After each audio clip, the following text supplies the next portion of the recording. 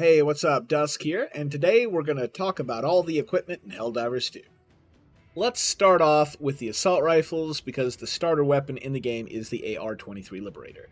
Now, this gun is not actually inherently worse than its upgrades, and the upgrades aren't inherently better than the Liberator. However, as you start taking on higher difficulties, you will absolutely want to take the Penetrator or the Concussive, these upgrades, over the base model. Why is that? First, let's talk about why they're not inherently better. This starter gun is 55 damage per shot and 45 shots per clip with 15 recoil. This is 19 recoil, which is more recoil, and it does less damage per shot and has fewer shots per clip. That sounds way worse, right? Well, it's got the medium armor penetration, and that's actually a massive factor. But it's not a factor until you get into the higher difficulties where you start running into more armor. So that's basically what goes on with pretty much all of the weapons and gear and equipment. This is tailored for lower level difficulties, and this is tailored for higher level difficulties. That's why you start with this and then upgrade into this. Every gun has a niche role that it is designed for. So you have to figure out what you want your playstyle to be, and what kind of situation you're going to be in, and that's going to tell you which gun you're going to want. Now, if you're going to stay on lower level difficulties, you can really play with any weapon. You can go ahead and use this weapon if you want on the lower difficulties. It's fine. So this is your super well-rounded gun. You can take it against anything in any mission, and it's going to do awesome at any difficulty. The Liberator Concussive does not have the medium armor pen, but it's concussive, which means it will stagger whoever you shoot. And this includes automatons that are getting ready to shoot a flare to call a drop ship. You can actually stun them out of doing that. So if the first shot doesn't kill it, you'll at least still stop the airship call-in. So that's pretty good. And just for staggering units that like to rush you. This is definitely a playstyle choice weapon, whereas this is, you just want something that's just always going to be good, right? All right, marksman rifle. This is your baseline sniper rifle. Same spiel for baseline stuff. It's not bad, it's just geared for low-level stuff. So your high-end sniper rifle you have to be more ammo conservative with it, but it does do more damage as a result. This, if you go marksman rifle, it is for a playstyle choice. And the diligence is pretty good, honestly. The scope is massive, and the damage is just high enough that you can one-shot body shot most automatons. So, pretty solid gun if that's the kind of playstyle you want to go for. Submachine gun is also a purely playstyle-based gun. This thing is one-handed. So if you want your primary to be one-handed, now, most of you are going to ask, why would you want a one-handed? Can you dual wield? No, sorry. But there is something called a kinetic shield, which is just a big riot shield that is pretty much impervious to all bullet fire as long as it's hitting the shield in front of you. You can even look through the little eye visor on it, and it's pretty cool. And so if you have a one-handed firearm, you can shoot with the shield.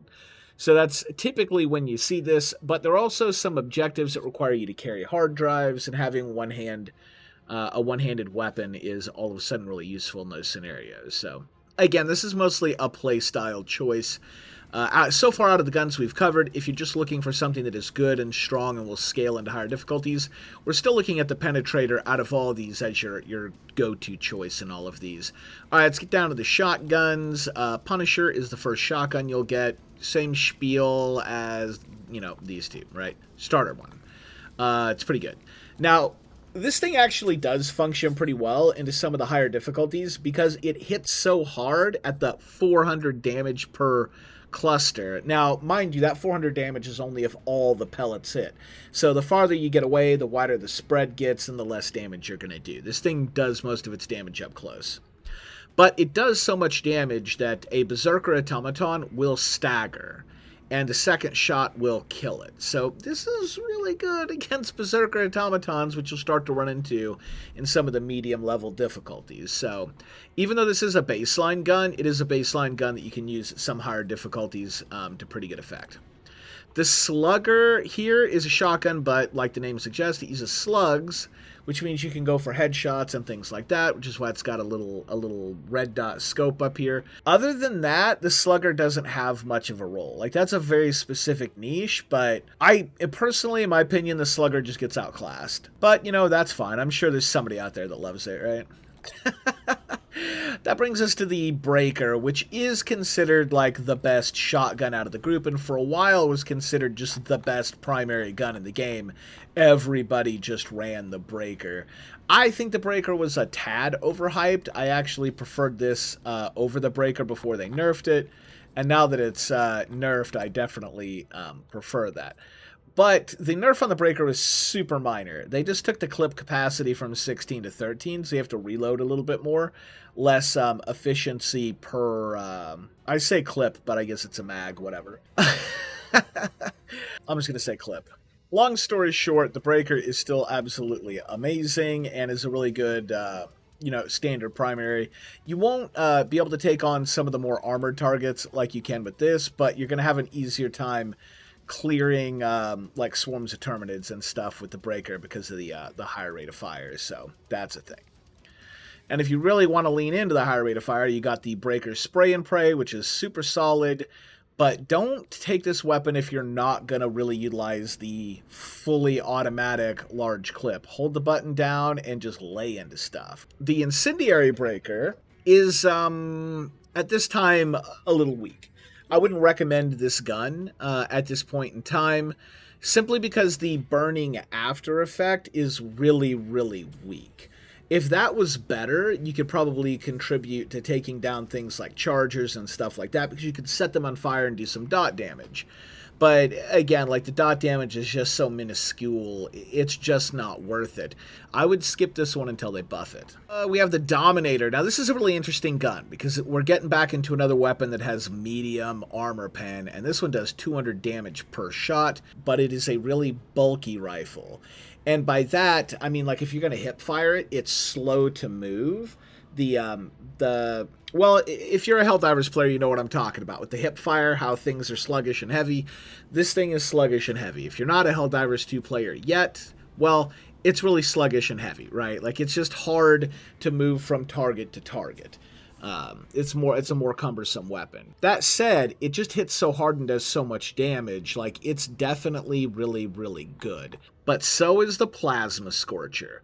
100 damage per shot, and it's explosive, and it definitely has a blast radius. The blast radius is about as wide as a Helldiver is tall, maybe a little less. So it's not a huge blast radius, but it's a noticeable one. My favorite use of the explosive trait is against the automaton walkers. You just shoot them in that armored plate, and the explosion after usually about 3 shots will kill the pilot out of the back. And as far as I can tell, this will just always one-shot a hunter. Maybe I'm wrong on that, correct me if I'm wrong, but from what I've seen, one-shots hunters, which is great. But be careful, because if one gets in your face and you shoot one point blank, the 100-point explosive damage will kill you, the Helldiver as well. And last but not least in the primaries, we have the laser gun. And its shtick is that if you manage the heat, which should be easy on a cold planet, not too bad on an average planet, but I would not take one to a hot planet. Not a great place for these heat weapons. So basically, if you manage the heat, you have infinite ammo. If not, you burn up the heat sink, and then you change it like you would an ammo clip in any of the other guns, right? So I would throw this into a playstyle choice more than the primary weapon. And let's recap really quick. The guns that you're going to want to go for, like your top tier guns, are the Liberator Penetrator, the Breaker, the Jar Dominator, and the Plas Scorcher. These are your top tier primary guns. But also, we have Cutting Edge out now, which I do not have the money to unlock, unfortunately, so I can't really review them, but I've seen people use them. Okay, so we have the Las 16 Sickle. This is another heat weapon, which means infinite ammo if you manage the heat. This one is a little bit different because instead of a constant beam, it actually fires individual little laser bullets. Think Star Wars and the laser blasters in Star Wars, right? But this thing has an extremely high rate of fire. Like, it's pretty nuts. It fires like a Gatling gun, essentially. Like, it's just that fast. And at 55 damage per shot, that's pretty amazing. And again, like, no recoil. But you do have to manage the heat. Obviously, this is pretty good. I haven't had a chance to play it myself, but I will say that this, again, seems probably more of a playstyle choice than one of, like, the premier ones you're going to go for. But it is a really good weapon if you do like this playstyle, though.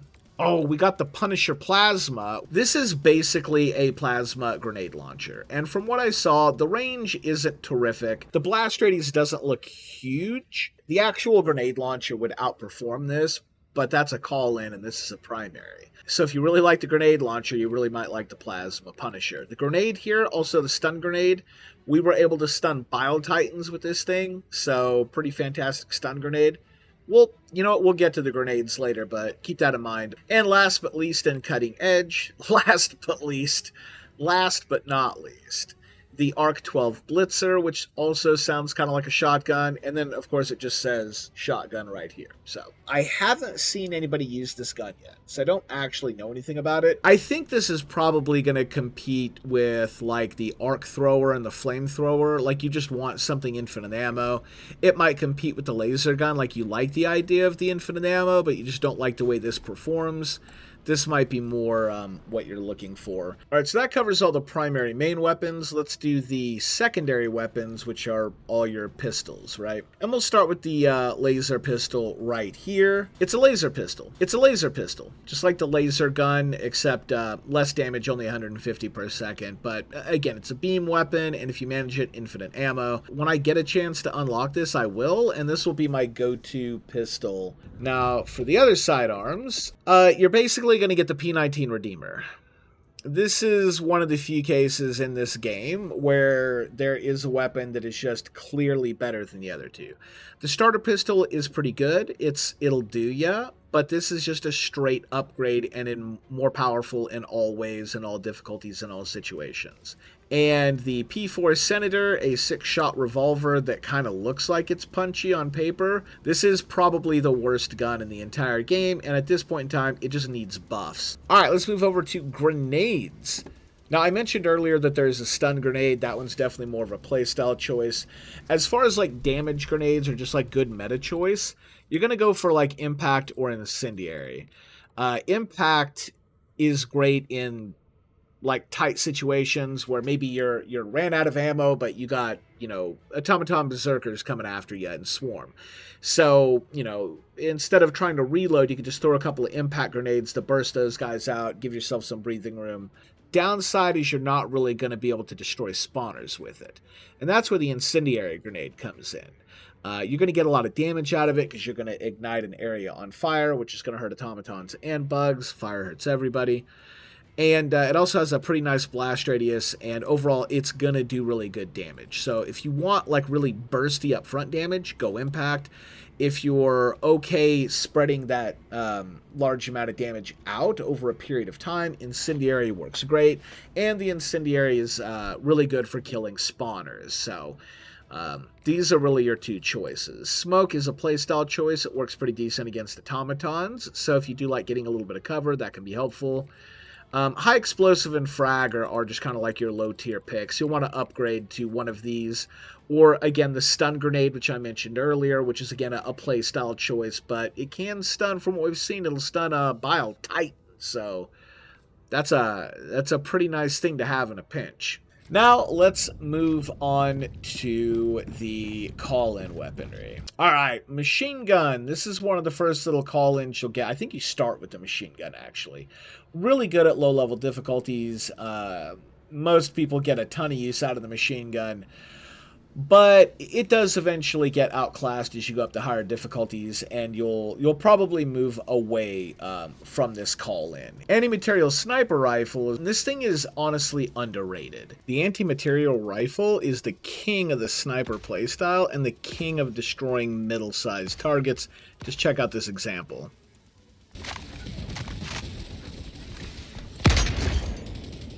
Mag's empty!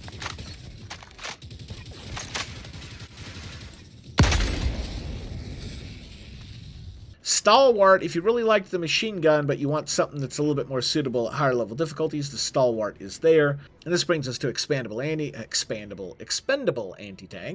This is just a call-in one-shot shoulder rocket. In fact, it's 2 of them. The little canister that comes up out of the ground will have 2. You can give them to your teammates, use them both yourself, whatever you want to do. The handy thing about these is you can take, like, let's say, Stalwart, and then call in the expendable anti-tank when you need them, drop your Stalwart on the ground, get your rocket, fire it, maybe get the second one if you need to, and then pick your machine gun back up and you're good to go. These also only have a 70-second cooldown, which is really short, so you're going to get to spam these out anytime you need them. This is something that will scale all the way into late game. Expendable anti-tank is one of the best rocket-based anti-tank call-ins you can get, in my opinion, and we'll get to that right now, because we're getting to the recoilless rifle, which is a rocket anti-tank weapon, and it comes with an ammo pack that you can wear yourself, or you can have somebody else wear and load for you. I think the recoilless rifle, and this goes for the spear too, is a little bit of a trap. I don't think these weapons are nearly as good as they seem to be.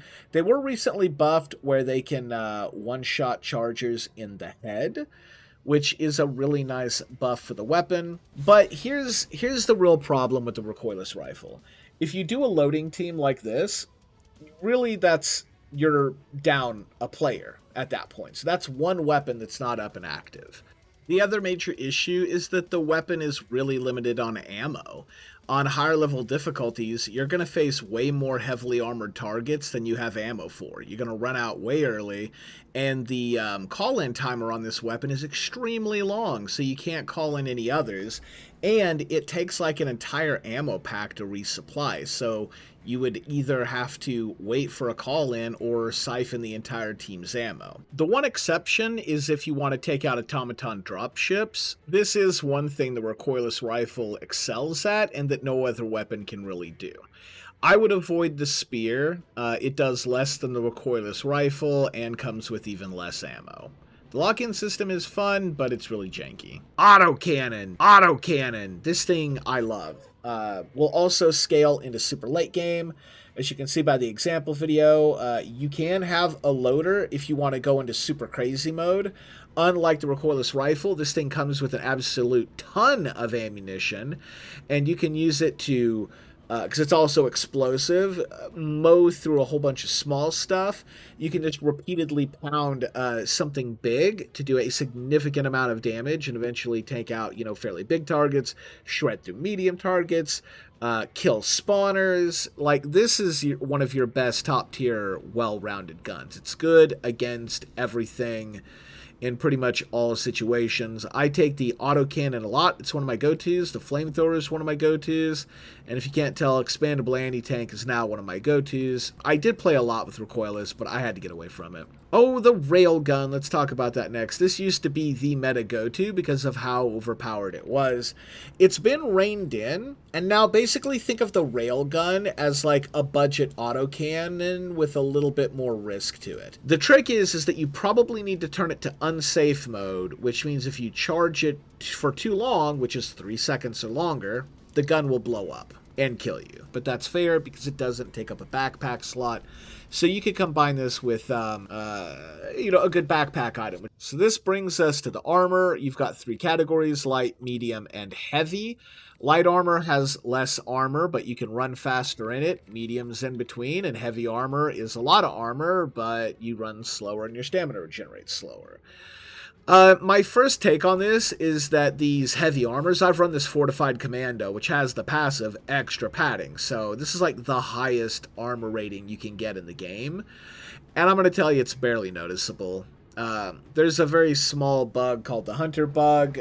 They randomly do like 600% damage, and they cut through this almost as quick as they'll cut through anything else. They can still, like, sometimes they'll do a little, like, 2 double attacks back to back where they do like 4 hits, and 1 hunter will kill you through this. So like if a hunter can jump on you and kill you in a single like combo in this, then the armor in my opinion doesn't have much value. Now, you might find more value in this against automatons who don't have a ton of nuclear damage. Just kidding. They can one-shot you in the head with rockets. So, and those do an insane amount of damage. So again, this isn't really all that beneficial. The only heavy armors I would take would probably be a heavy armor with fortified, where you get the blast resistance, because this is going to help minimize some of the laser gun damage that the automatons are going to do, and it'll also protect you from the rockets. The downside is I feel like against automatons you need to move a lot more. And the heavy armor is definitely a bit of a problem in that situation. But maybe you've got a play style that you do that doesn't require a lot of movement, then I can see using this. Me personally, I think the medium armors are the way to go. And you just find the passive you want, rather it be Democracy Protects, which is the best all-around one if you don't know what to take. I like the fortified passives against automatons, so I usually take a medium armor with that against them. Helmets and capes are all just purely cosmetic. They don't mean anything, so you don't have to worry about those. Just kind of pick what you want to make your outfit look cool. Anyway, that covers all the equipment in HellDivers 2. Hope you found it useful. Don't forget, you know, the YouTube algorithm. We got to do that whole thing. So if you would like to help out the video, you know, don't forget, hit that like button, subscribe, and all that jazz. Anyway, thanks for watching, and we'll catch you in the next one.